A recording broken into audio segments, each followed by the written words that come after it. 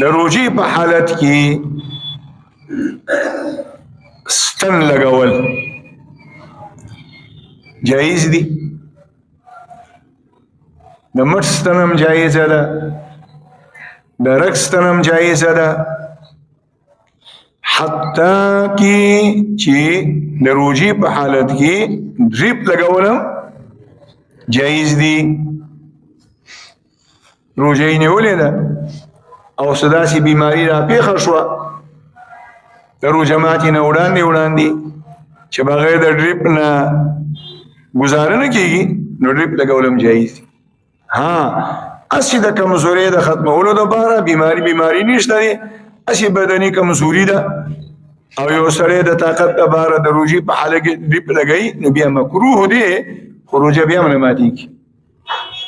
نه د رګ په ستن، نه د مټ په ستن او نه به ډریپ سره. الله دې زموږ ستاسو د ټولو حفاظت وکړي.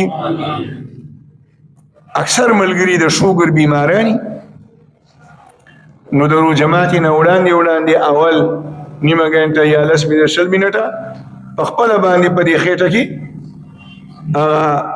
انسولین ولګئ، بیا ورپسې وروسته روژه ماتئ نو په دې سره هم روژه نه ماتېږي. نو ځکه مې درته ووي الدین یسرون، د الله پیغمبر فرمایي دین آسان دی، یرید الله بکم اليسر ولا یرید بکم العسر.